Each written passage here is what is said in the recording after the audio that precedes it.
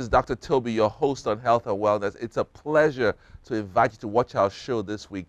We have a distinguished guest. Her name is Miss Gloria Mays. She's a psychiatric nurse practitioner, works at Serenity, works at Allegiance, and other independent practices. She's been a nurse now for 25 years. She's a minister, she's a Christian, she's a nurse practitioner, she's a daughter, she's a sister, and she's going to share her unique experiences over the last 30, 40 years of being alive as a Christian. She's going to share with you how she was born in Marouge, how she worked in New Orleans and Baton Rouge, got her undergraduate degree at Grambling State University, how she failed out of nursing school but never gave up, went on to pursue a advanced degree, a master's degree. She got 2 masters in Southeastern University and then got a nurse practitioner. She has a phenomenal story that tells you with God all things are possible. You don't want to miss it. Look forward to seeing you on our show. God bless you. Jesus is Lord.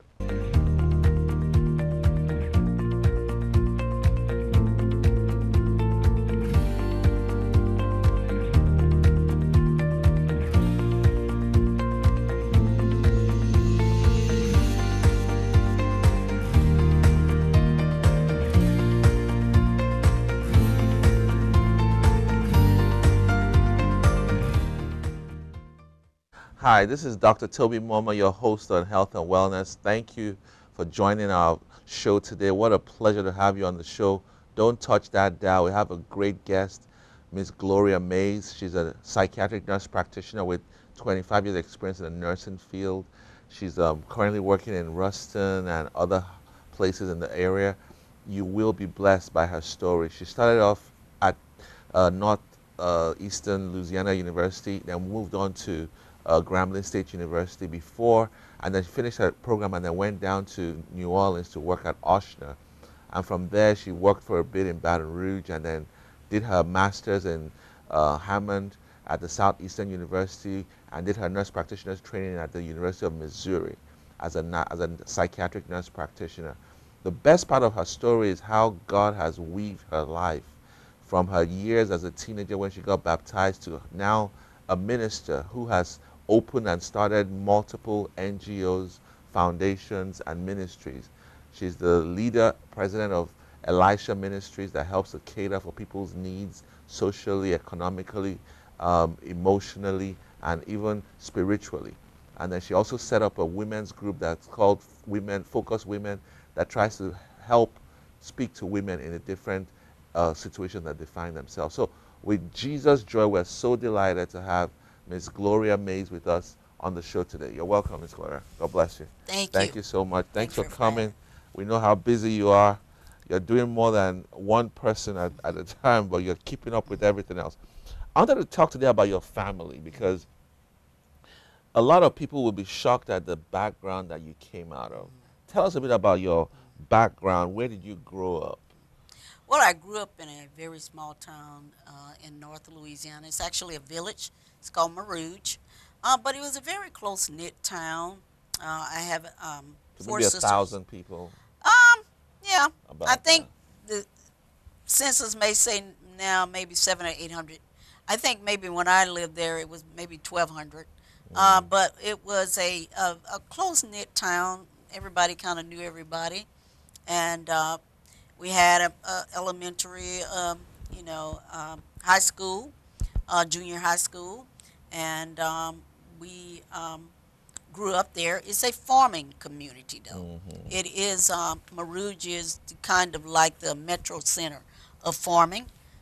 They have rice, cotton, corn, soybeans, but those are the main industries there. And so, of course, growing up, I got my opportunity to participate in the cotton as well. Okay. Cotton was growing up; it was probably the leader, and I think now maybe rice and soybeans is now, but I think they still do cotton. Oh, wow. And so I did, work there. In fact, my sister and I were talking about how we all, uh, my friend and I were constantly being fired. We were young and we just didn't have the skills, but we Oh, wanted to work. And Right. so we talked about our entrepreneurship skills, at 8 and 9, and then at 11 I went into business. As I decided I was going to be a babysitter, Oh and so wow. I went to house, letting everybody know that I could keep their babies. That was funny because one lady let me keep her baby for an hour. Oh, really? And yeah, she paid me, and I thought, well, when I told it to my mom kind of looked at me strangely, like, "What? Somebody let you keep their At baby?" 11, right? Yes, at 11. And but from there, we grew up. My brothers were older. Okay. Um, they were, I think one of my brothers maybe about 8 or 10 years older than me, maybe more than that. And then my other brother, he's about 8 years older than me. And so I was very close to my sisters. And one of my sisters went to NLU, ULM, and she got a degree in business. And so Okay. she was kind of like my mentor. Every now and then she would take me to the university with her, Wow. and I think she got one of her degrees in business administration. So she learned me how to do stenography and would Wow. take me on the campus. And I think that's how I ended up at ULM. Yeah, man. She graduated. She found it to be a great university, and it was. And where is she now? My sister, actually she just retired about 3 years ago. Still live in Marouche. She's married. She has two sons, and one of her sons is an engineer. So And the retired from the state?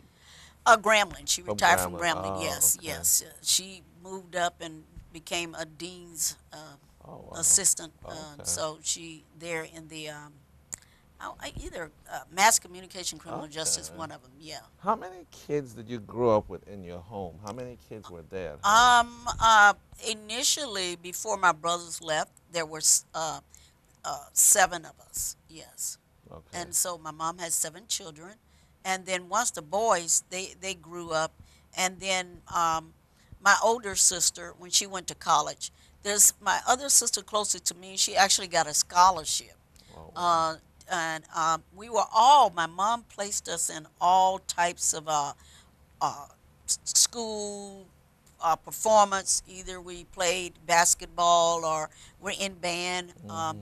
Three of my sisters, one of my sisters played baritone, one played trumpet, and I played saxophone. And Wow. You so, played the yeah, saxophone. and then I was in junior high school in basketball, and my sister was she was a lariat. So we were all very busy in Very school busy. and after school because sometimes my mom would be working Mm. and she worked as a domestic and she wasn't home. So she wanted to make sure that we got in school after school. So we all had band practice, football practice, or cheerleading or something like that. So we were all very artistic and industrially So we're all inclined. seven of you from the same father? No, no, Okay. no, no. So how did not growing up with a father, am I right, in the house affect you as a young girl? Because in psychiatry, a lot of people say that could be the reason why there's so much delinquency amongst Yeah. females, young females, Uh, the lack of a male role model.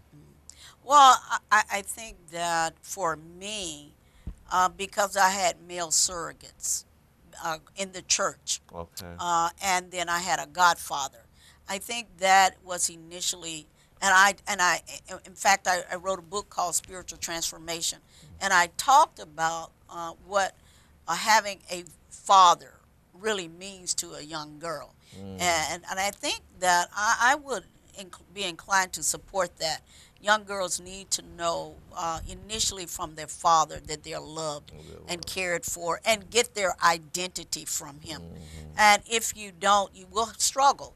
And like you said, I think initially, and I tell in our Focus Women, our women's group, how initially I wasn't even aware of it, but I was angry, Mm, and I didn't know how to deal with my emotions, and I did not know how to properly evaluate relationships, and as a result, because I had a godfather. Even in college, my godfather would say, "Well, I don't want you to date anybody until I want to know about them. tell me about him. I want you to call me, and if anything, before you go out with this person. And so Wow. he educated me, and I even put it in my book, some of the wisdom pearls that he shared with me. Two of them I'll share with you. One of them, he said, if you're up and he's down, don't stoop. Okay. And I was like, what? To him, he meant that, if you're Be on who your you way being are. successful Hmm. and he's not, then don't stop. And the other thing he shared with me that um, you could really tell the difference between a man and a boy. He said, because a man wants to go to work and a boy wants to go play. And Oh, he said, and if he doesn't want to go to work, he's a boy. he's a boy. And so you don't need to marry a boy. Hmm. And he says, and he needs to stay with his mom because that's all you will be is his mom. And you don't want to So, marry so a who was child. this godfather? He seems like a very Yeah, inspirational figure. yeah. His name was Johnny King. And growing up, he was actually godfather to all of us, Wow. but I think I just latched on to him more closely. Mm, And he lived in Chicago, but he was originally from Marouge. okay. And so he would come back to Louisiana every year, his vacation.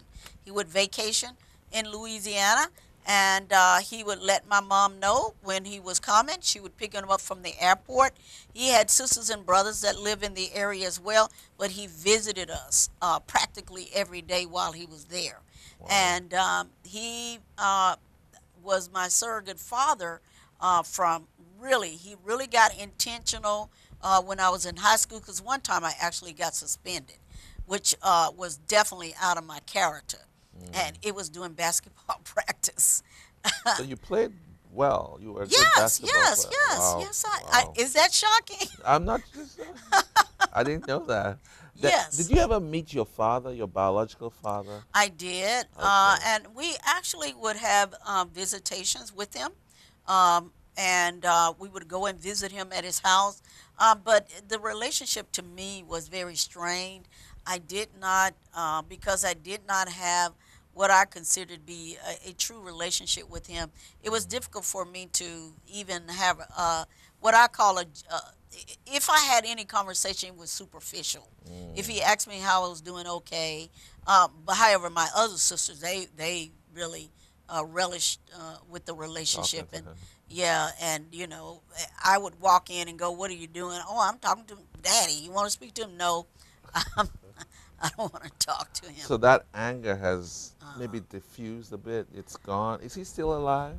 no, my Oh. father actually had a heart attack Oh. when I I'm was in high sorry. school. Yes, Wow. and he died. So that I mean, I never addressed it, and I wasn't really fully aware that I was angry, maybe until I was in graduate school. Mm. And then I'm thinking, well, why am I responding like this? And one day my godfather told me, he says, "You're angry." And I Mm. said, "Am I?" He said, "Yeah, you're angry." And so my godfather really taught me about emotions and relationships with first having a relationship with myself, and Hmm. then the relationship with the opposite sex. So you told me the story of how you served with Miles Monroe. Hmm. What happened exactly? What role did you play? Were you his armor bearer? Were you his No, minister? Were you a visitor? no. Miles Monroe has a mentorship program Right. that he mentored people all over the world, and so every year Miles Monroe go.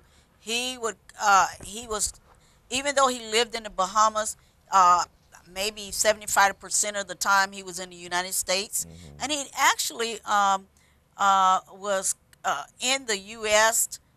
He had a very rigorous schedule. He studied here. Yes, Yeah. and he not only spoke in churches, but he spoke at Fortune 500s. Hmm. And so he started a mentorship program where you could be mentored by him and gaining wisdom, knowledge, and understanding about your purpose. And that was really paramount to me. I Mm. really wanted to understand purpose and destiny, and I really wanted to walk in wisdom. And I really want to share this, especially to young people, and it really doesn't matter Many people think that as you get older, you get wiser. You don't. You know, Mm. you can become older and still be naive and Right. ignorant, of things. But what I learned from Miles Monroe in his mentorship program, you have access to him. All of his books, you get to read them. Oh And wow. then, if he was anywhere in the U.S., you could go to his meetings and be a part. Even, let's say he would always speak at Forbes or IBM or Mm. at their employee retreats and things like that. And he would say, I have mentees. They'd like to attend. They would be in the back, and we get an opportunity to Wow. do that. But because he went to ORU, and I had did some mission work with the Who ORU are you? group, I had access, and he was on the board at ORU, Oh, so right. he was there often. So a friend would say, "Oh, Miles is here," and he would send us the email, and I would Mm-hmm. attend. So in 2015, he said, I am gonna. He said he had to go to Israel. South Africa had a new president, and then he had to go to England. Mm. And if you wanted to come with him, you could have an opportunity to participate in that. Wow. And I thought, well, my God, just going to Israel would be enough. And obviously, sometimes I'm somewhat impetuous, Mm-hmm. and I didn't read the fine print. Okay. I didn't know that you could be chosen to go to only one of them. Oh, really? I wanted to go to Israel, South Africa, and England, And England. but I got in the Israel group, and Wow. his group stayed in Israel for 21 days, Wow. and we did evangelistic work in the daytime, and we toured the entire nation, and then at night we were in school. Well, I didn't know I had signed up for the Kingdom Advancement Okay. program, and I was in school from 6 to 11 p.m. Wow. Oh my goodness. And Miles was our educator. Wow. And it was learned, at the time, hindsight is so much clearer. It was the last trip that he did before he Oh. died in a plane So he crash. he was returning from England when he. No, while we were in Israel, he went. We all went to Israel. He was Okay. there with us for a week, and then one day we were like, "Well, where's Papa Miles? Oh, he's going to South Africa." And we still had our training and everything to do, and Mm-hmm. he was very rigorous. Where he had already videotaped everything, and we thought, well, if Miles gone, we definitely won't have class tonight. Class No, night. we got these videos and these manuals that we had to do, and then we looked up the next week, Miles back, and he was with us 3 days, and I have to go to England. And so he was doing multiple things. He Right. really taught us to really be multidimensional, Mm-hmm. and he really emphasized having accountability Right. and letting people know, what are you doing, coming under that accountability structure, and then actually being faithful to whatever it is that God's called you to Mm. be, and Wow. learning to focus and have that wisdom. And he really was paramount in helping me to make my ministries even more effective. So you were there the day he passed, or the day No, before? he had his trip from Israel, South Africa, and Africa in July, and Okay. then he was actually supposed to go back to Israel in November, but that's when he was killed in Oh November. wow. Yes, he has every year he has a conference to his mentees and leaders of third world nations, and he would have it all every year in Nassau, Bahamas. Mm-hmm. And he was on the way to one of his conferences Right. when he got killed. Yeah, I know the church is called Bahamas Faith Ministries, Yes, and yes, awesome teacher of the word. yes, Awesome. yes, But yes. tell us, how have you combined your ministry with your medical practice? I mean, Oh, some people find yes, it hard to yeah, combine that. yeah, For example, I do yeah, preaching and teaching and still practice full time, yeah. but it's not as, I mean, I don't know how you can handle those two responsibilities. Mm. Are you active at the church, or are you more active in Elisha Ministries? Well, at Elijah Ministries, I am the executive director. My focus, maybe in the last 3 years, is that I am the executive director, and I handle all of the business structure. Mm-hmm. Of course, we have employees, but I lead a Bible study with Oh them, wow. those who want to come, and then I make rounds. And so I usually go to the office, and I'm usually there 2 or 3 hours, and then I make rounds, and then I come back. But what it has afforded to me, because of, and I share people this, because of Elijah Ministries, Mental Restoration Institute is effective. I don't think Oh, it would be effective because the people learn about me from the work that we do at Elijah Ministries. right. And for 19 years, we've been housing chronically homeless, mentally ill. We've been doing financial empowerment courses. We've been teaching people that they can recover and they can live independently, and they don't have to be in a psychiatric hospital for the rest of their lives. And then going into practice, and then seeing patients there in the office, and helping people to live a fulfilling life. That sometimes it does become challenging, though. Definitely. And what I learned from Dr. Torres, I actually have to do this. We actually have to take a vacation probably every 6 to 8 weeks. Oh wow. Yeah, it's pretty intense. Mm. Tell us a little bit about your experience as when you were with your mother raising 7 children. I just want to get the picture. How did she send you all? I don't know if all of you went to college, but was that a challenge for her financially? How did you all take care of each other financially? I mean, school fees, clothes to wear. Yeah. And I tell everybody that my mom is an incredible person. Her dad was a pastor, and she had 3 or 4 sisters. Wow. But my grandfather was known as the pastor whose daughters knew how to read. Mm. And so my mom, even though she went to maybe school at 6th grade, my mom could read. Wow. And even though she didn't have a college degree, she was very astute and in tune into making sure her children got access to additional resources. Oh wow. And so she would make sure that we were involved with things at school. Now, often we could not afford it.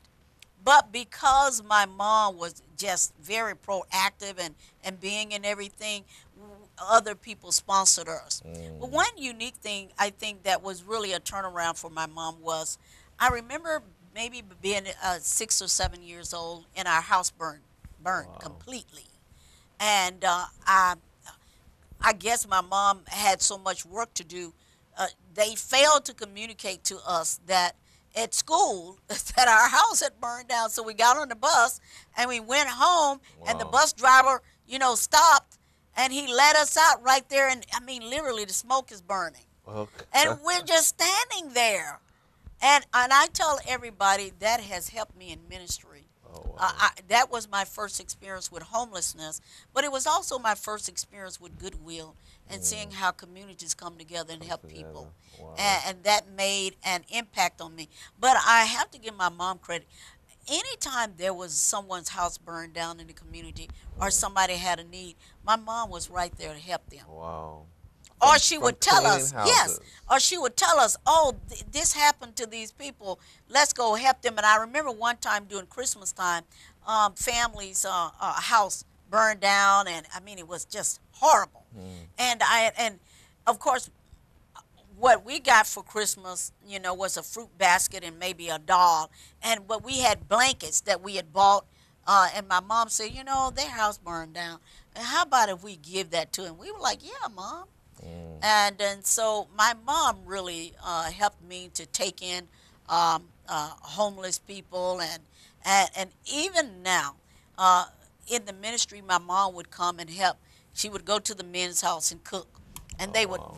literally ask that my mom come. Come back. Yeah, and she, she's 86 now. She'll be 87 in Wow. September, and Praise God. she's still sharp as a whistle. Hmm. Let's talk about your relationship, your church role. Where do you see yourself fitting in the church body? Bible says that there's diverse spirit, there's Yeah, multiple yeah, spirits, there's yeah, different spirits, but the same yeah, ministration by yeah, the Spirit. So yeah. where do you see yourself fitting in the big picture in the church? Administration, Uh-huh. power gifts, healing, Yeah, yeah, teaching, yeah, preaching, yeah, and then of course my question is, what role do you currently play in that church at New yeah, yeah. Creation Ministry in Shreveport? Well, initially when I started in ministry, I was just not aware of, Ephesians 4 and 11. And so when people would come up and say things to me, and they would say, "Oh my, you have a incredible prophetic gift," and I go, Hmm. "What?" What? And even Elisha Ministries, it's named after Elisha the prophet, but the Mm, servant prophet who poured water on Elijah's hand. In ministry, I've served on staff, mainly in missions. I served at a church 14 years as the missions director, the CE director, oh wow. and in really church administration, being on finance team, teaching in the church. And then I've actually served on staff at 5 churches, and mainly really ministering, developing courses for discipleship. And Hmm. then when I was faculty advisor for our Chi Alpha at the university, then I really immersed myself into cell Mm, groups and making sure oh that wow. that ministry to the college students was supported. And then now currently, because of Elijah Ministries and all the outreach ministries that we have, my bishop has afforded me the opportunity to do that, as well as I am on staff to minister uh, at the church and to mainly help and assist in the counseling role Mm, at the church. awesome. So in this our month of rest, I want to talk about post-traumatic stress disorder and burnout Mhm. among medical people. Yeah. It's a huge number. We're talking of 30 to 40% of doctors who say they're done with it. And I wanted to get your opinion, not just doctors, nurses as well. We're going to be talking about that and then how we can combat that. You don't want to miss it. And she's going to conclude by talking about her journey, her faith, her walk with God, and then how you as an individual can pursue your dreams just like she has over the last 25 years. Join us at our Holy Ghost Night, August 27th, at the Clarion Inn, now called Oyo Hotel. It's 11 p.m. to 4 a.m. You don't want to miss it. Powerful prophetic prayers. You will be blessed. Jesus is Lord. God bless you. Thank you.